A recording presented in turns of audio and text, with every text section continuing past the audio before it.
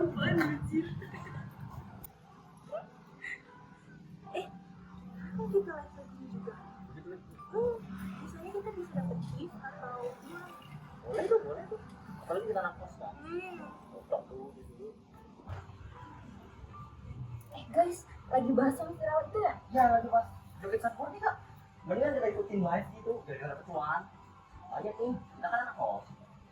Menurut Kalau aku kita dapetin uang loh. emang sih live kayak gitu tuh bakalan dapat banyak uang. Cuman kan caranya negatif banget nggak sih? Menurut aku kita bisa bikin bisnis kecil nih. Kalau misalnya kita udah habis matkul nih, Ya. habis itu kan kita bisa jual kayak produk-produk makanan. Itu kan juga bisa menghasilkan uang. Oh. Ya juga sih kak.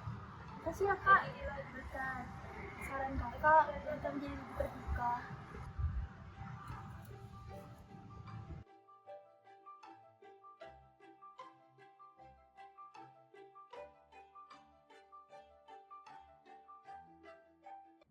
Halo teman-teman. Nah, setelah kalian melihat video yang kami tampilkan tadi, mari kita bertanya dengan para Gen Z dan para dosen-dosen Universitas Bangka Belitung mengenai pendapat mereka tentang banyaknya Gen Z yang ikut-ikutan atau bisa dibilang FOMO-an.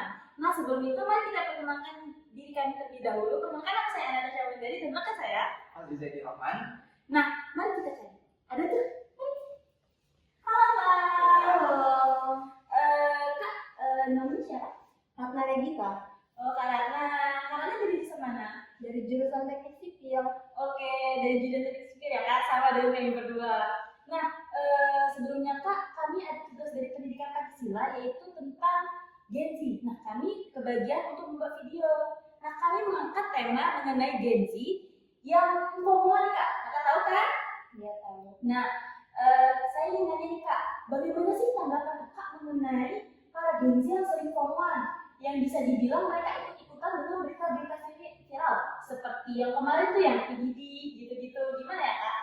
Menurutku sih mungkin para Gen Z ini ya kurang percaya diri sih kak, mungkin ya. Makanya mereka sering ikut-ikutan konten kreator besar gitu. Mudah terpengaruh juga sih kak, gitu sih kak. Jadi mereka kayak numpang tenar ya kak, seperti itu ya kak? Iya sih. Oke, dari rekan saya? Oke kak, tadi kan tentang pendapat kakak mengenai Gen Z kan. Nah, di sini saya mau bertanya kak, bagaimana saran dari kakak dalam menghadapi kekomohan Gen Z dalam berita terbaru? Mungkin ya, dan saran dari saya mungkin bisa konten-konten kreator besar itu mungkin mengedukasi para Gen Z itu agar lebih percaya diri dan tidak ikut-ikutan gitu kak.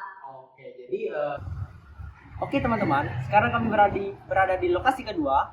Sekarang kami akan mencari salah satu mahasiswa UBB dan kami akan menanyakan apa sih pendapat mereka dan saran mereka tentang orang-orang yang FOMO. Baiklah, saatnya untuk gas. Halo Ngam, dari mana? Dari Prodi Teknik Pertambangan. Teknik Pertambangan. Jadi saya ingin bertanya, bagaimana sih tanggapan Anda terkait orang-orang yang FOMO gitu? Tergantung ini sih dari orangnya juga ya. Karena kita tidak menutup kemungkinan bahwa setiap orang itu memiliki seleranya masing-masing. Tetapi untuk FOMO itu kita juga harus memperhatikan ekonomi kita. Oh, jadi misalnya ada orang yang punya Lamborghini nih, kita FOMO pengen beli padahal kita nggak mampu gitu. Nah, Oh, kita seperti itu. Nah, untuk rekan saya sendiri, apakah Anda memiliki pertanyaan? Ada. Oke, tadi kan tentang pendapat mengenai FOMO Gen Z. Nah, sekarang saya mau menanyakan bagaimana sih saran agar Gen Z itu nggak FOMO gitu. ya kita sebagai Gen Z juga harus tampil apa adanya. Oke. Kalau kita terlalu menampakkan ingin mengikuti masa, mengikuti kekinian, itu sama saja dengan kita menyiksa diri kita sendiri. Oh, oke. Seperti itu. Contohnya kita hanya memiliki uang 50.000, kita ingin membeli barang 200.000, kan tidak mungkin kita meminjam dari teman-teman kita sekitarnya. Jadi setidaknya kita harus memanfaatkan, manajemenkan keuangan kita dengan hal-hal yang perlu kita utamakan terlebih dahulu. Oke, berarti harus sadar diri ya dengan kemampuan betul. kita dan jangan mengikuti tren yang di luar kemampuan kita. Betul. Oke lah. Sekian Kak dari kami. Selamat mengganggu waktunya ya. Makasih Kak. Lagi viral sekarang. Orang banyak orang ingin banyak membeli itu, ya, membeli itu. Padahal dari segi ekonomi finansial memungkinkan. Pikirkan sendiri, kira-kira begitu. Bahkan ada yang melakukan hal-hal di luar batas, ya, misal, mohon maaf kalau arti kata mencuri misalnya, hanya ingin memuaskan hasrat mereka itu beli itu kan, itu nggak baik sebetulnya. Jadi kalau saran dari Bapak terkait itu, kita sebagai generasi Z yang kemudian sebagai yang katakannya adalah internet generation kan, generation itu tidak mesti ke arah yang lebih memuaskan itu berlebihan, nggak usah, nggak perlu. Mengapa tadi itu dikatakan demikian? Ya karena tadi kita itu generasi Z itu strawberry loh ya, kebanyakan namanya ya, generasi strawberry juga ya, yang memang di luarnya terlihat mewah, tetapi dalamnya lembek kan gitu. Lembek banyak hal, finansialnya lembek, kemudian emosionalnya lembek kan gitu ya. Lalu hal banyak lain lah terkait lembek itu. Jadi hanya di luar saja yang terlihat mewah gitu, terlihat mewah, terlihat bagus, terlihat menarik. Cuma dari segi dalamnya lembek. Jadi rasanya tidak pantas kalau Anda misalnya untuk tren-tren yang semacam itu. Ya. Kalau saya melihat nggak pantas. Mengapa tadi nggak pantas? Memang tadi. Cuma sisi lain begini, zaman itu kan berubah terus. Zaman dulu mungkin orang nggak zaman sekarang. Zaman dulu orang kalau ingin memiliki sesuatu mesti kerja keras ya, kerja keras sekali gitu. Zaman sekarang ingin sesuatu semuanya pengen yang serba cepat ya, katakanlah minta sama orang tua segala macam gitu ya. Dari segi ekonomi pun memang zaman dulu lebih sulit mencari ekonomi itu dibanding sekarang. Sekarang orang banyak cara, bahkan dengan yang tren-tren sekarang pun orang banyak mendapatkan uang dengan cara mudah. Sebetulnya posisi berbeda juga sebetulnya, nggak ada masalah juga. Kalau seandainya itu memungkinkan dan banyak dan orang lebih mudah untuk mendapatkan finansial, boleh-boleh saja memuaskan itu. Cuma pikirkan lainnya juga. Kalau dulu kan nggak segitu ya. Dulu kan orang untuk memiliki sesuatu itu mesti kerja keras, susah dapat duitnya, sehingga kadang-kala nggak kesampaian. Sekarang kan zaman sekarang modern itu mudah cari uang, mudah juga mengeluarkannya itu. Betul. Jadi kalau saran Bapak terkait dengan kondisi zaman sekarang dan ekonomi sekarang ini, tidak perlu untuk Anda terus-terusan mengikuti tren yang ada. Pikirkan juga satu, kekuatan finansial Anda, kekuatan ekonomi Anda masa depan. Karena zaman sekarang kan zaman yang kompleks ya, semua serba instan, cepat masuk, cepat keluar, besar masuk, besar keluar juga kan begitu. Jadi lebih baik untuk Anda bisa berinvestasi lebih baik untuk zaman sekarang, untuk generasi Z ya. Tidak perlu Anda untuk terus ikut-ikutan tren. Sesekali boleh, hanya sekadar untuk misal memuaskan hasrat Anda untuk ya agar nggak dikata itu kurang pergaulan misalnya, kurang informasi, nggak update lah. Sesekali boleh menurut saya. Cuma kalau terus-terusan setiap ada kali keluar zaman diikuti, ada zaman ini ikuti lagi, itu kan bisa menimbulkan dampak yang tidak bagus juga untuk keberlangsungan generasi sekarang di masa yang datang, terutama di finansial sih.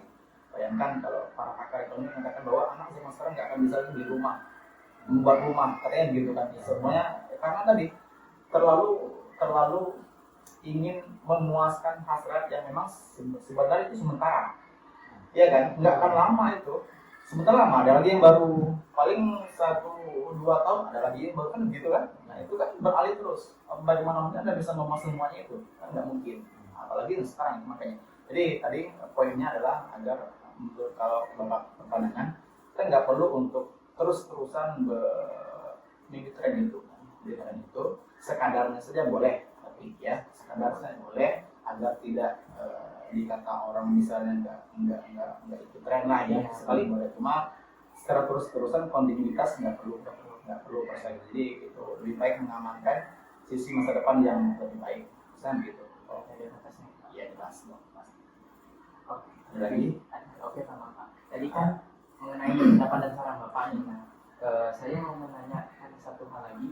Apa sih peran kampus pendidikan dalam mungkin mengedukasi Gen Z mengenai kepemoannya? Apa yang bisa dilakukan pihak kampus dalam mengatasi hal tersebut?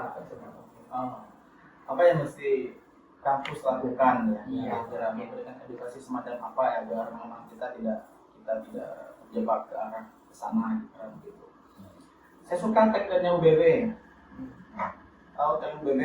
MNI-nya itu mental, moral, intelektual itu. Apa itu namanya? Tagline bukan? Atau apa namanya? Moto atau apa? Iya. Iya. Saya suka gitu. Jadi ada mental, ada moral, intelektual itu tiga yang saya anggap tiga sisi yang memang saling berkaitan. Tentu dalam ranah pendidikan, ya, para dosen memang mengajarkan moralitas, ya, kemudian mentalitas dan intelektualitas. Gitu. Nah, saya rasa dalam lingkup perguruan tinggi kampus UBB kita, para dosen juga sudah dibekali tentu, ya, akan lebih banyak memberikan edukasi ya, berupa moralitas, kemudian mentalitas dan intelektualitas agar tidak terjebak dalam status kefomoan itu. Ya. Jadi mungkin menurut Bapak terkait dengan apa yang mesti kampus lakukan, ya tadi memperkuat MMI itu, ya, memperkuat mentalitas, moralitas dan intelektualitas agar memang menyiapkan para mahasiswa yang tidak terlalu kefomoan gitu. Ya. Jadi membatasi sebetulnya, tapi memberikan ruang kepada mahasiswa untuk berpikir lebih baik. Kira-kira bentuk kefomoan semacam itu akan berdampak lebih besar ke arah mana? Positif kan, negatif. Maka moralitas perlu ditingkatkan oleh para dosen begitu ya, kepada para mahasiswa yang di samping kualitas itu. Itu mungkin ya dari segi pandangan Bapak terkait peran kampus untuk memberikan edukasi kepada para mahasiswa seperti apa. Ditingkatkan moralitas para mahasiswa lewat edukasi semacam itu. Tidak usah terlalu mengikuti tren yang ada sekali boleh, tapi secara kontinuitas nggak perlu perkuat MMI. Baik Pak, Ada lagi? terima kasih atas jawabannya Pak. Di sini saja ya Pak. Oke, terima kasih sama-sama ya.